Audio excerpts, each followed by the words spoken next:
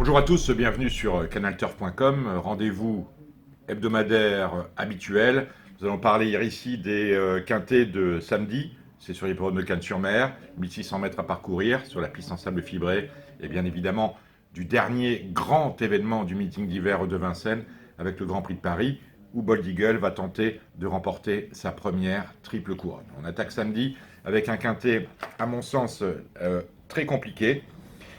Très compliqué parce que les outsiders peuvent se tailler la part du lion dedans. Nous entendons bien avec des chevaux qui sont capables de prendre la part active à l'arrivée à des codes qui seront supérieurs à 30 contre 1.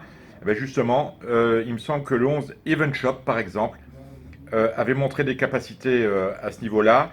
Il vient de faire une course très moyenne dans l'une des épreuves qui nous sert de référence pour analyser ce quintet, mais il est beaucoup mieux placé au poids qu'il ne l'a été. Là encore, c'est un outsider à glisser dans votre quintet. Les favoris, Dream D, Célas, c'est l'entraînement de Christophe Ferland. La drive de Pierre-Charles Boudot, un très bon cheval. Il a tiré un bon numéro de corde. La PSF ne va pas le déranger. La distance non plus. Il est rallongé de 100 mètres par rapport à sa dernière victoire. C'est une base incontournable. On retient également le cheval que présente François Rose. C'est le 9 Sade. Sade qui sera muni de hier australienne. Il vient de s'imposer. Ça me semble absolument intéressant, à une cote qui sera également plutôt lucrative. Et ensuite, si on descend le tableau, on peut s'intéresser. Alors, on me dit que Siyaka n'a pas trop de chance. Je ne suis pas d'accord avec ça. Elle est certes assez maltraitée au poids. Il faut savoir qu'elle paye toujours sa victoire de la fin d'année dernière, mais elle est capable, elle, de se classer 4e, 5e. Iso Dreamer fait toutes ses courses.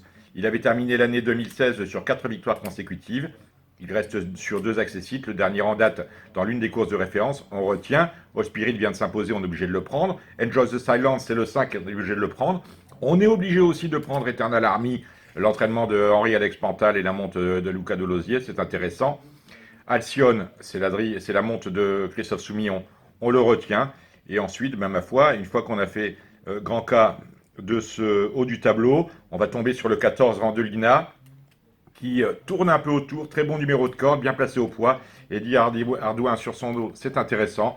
Miracle des Aigles vient de bien courir, on le retient également. Donc on fait un peu avec ça, 18 partants, le haut du tableau, et en bas de tableau, Randelina, Miracle des Aigles, et bien évidemment, c'est mon outsider, Even Shop, que je sens capable de se réveiller dans ce quintet ouvert, c'est la 3e course. La 6e, jetez-y un œil, elle est intéressante, c'est le Grand Prix du département des Alpes-Maritimes, avec 2 chevaux qui auront une première chance. Royal Dolois le 4, même s'il aurait sans doute préféré une piste plus souple, mais surtout l'As Chiverny, qui à mon avis peut gagner. Donc mettez également une pièce sur le numéro 1. Dimanche, nous serons sur l'hippodrome de Vincennes, avec une réunion extrêmement intéressante. On a un Canadien Dame dès la première, c'est un beau jeu simple gagnant, et on a bien évidemment les 13 partants du Grand Prix de Paris. Une épreuve qui semble circonscrite pour le podium à 3 ou 4 chevaux. Bold Eagle, normalement, devrait s'imposer. Les erreurs qui ont été faites avec lui l'année dernière, à savoir lui faire la monte juste avant le Grand Prix de Paris 2016, mais également le ferrer un peu trop lourd, parce qu'il a quand même 3 ou 400 grammes à chaque pied, ne vont pas être refaites cette année. C'est sa course. Le cheval se présentera au départ du Grand Prix de Paris après avoir remporté les prix d'Amérique au Podo et le Grand Prix de France beaucoup plus frais qu'il ne l'était l'année dernière. Ces erreurs-là n'ont pas été répétées. C'est une première chance. Il devrait logiquement s'imposer. Deuxième chance de la course, Bélina Josselin, qui n'est autre que la dauphine de Bold Eagle dans le prix d'Amérique au Podo. Elle a l'avantage d'avoir repris de la fraîcheur, puisqu'elle n'a pas été revue depuis un mois. C'est une première chance, base absolue du quintet. Briac d'Arc a montré un vrai renouveau depuis qu'il est entraîné par Thierry Duval d'Estaing. Le cheval est mieux dans sa tête. Il a oublié les courses dures qu'il a pu avoir il y a 1 an et 2 de cela avec Bold Eagle et les meilleurs de sa génération. C'est une chance. On prend bien évidemment Lionel, qui n'est autre que le gagnant de ce Grand Prix de Paris. Même si sur Radio Balance, Sébastien Moureau, qui est l'un des grands spécialistes du trot, disait qu'à son sens, Lionel évoluait un ton en dessous de la valeur qui était la sienne l'année dernière, ce en quoi je suis tout à fait d'accord avec lui. Donc 4 bases. On retient Sauveur, qui vient de s'imposer sur courte distance enfin, en tout cas sur une distance plus courte sur l'hippodrome de Vincennes. N'oubliez pas que le Grand Prix de Paris, on est sur 4150 mètres.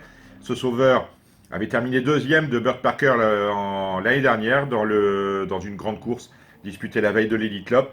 C'est une très belle chance également, ce Burt Parker, ce sauveur. On retient également. Et puis un septième cheval, pourquoi pas Eustiophore. C'est l'entraînement de Christian Bijon.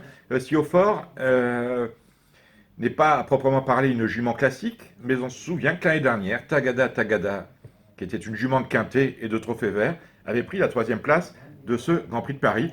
C'est tout le mal qu'on peut souhaiter à Eustiophore, qui va mettre son cœur sur la piste et dont on sait qu'elle ne sera pas désavantagée, au contraire, par la longue distance, mais qu'elle va, au contraire, pouvoir conserver sa pointe de vitesse pour finir vite.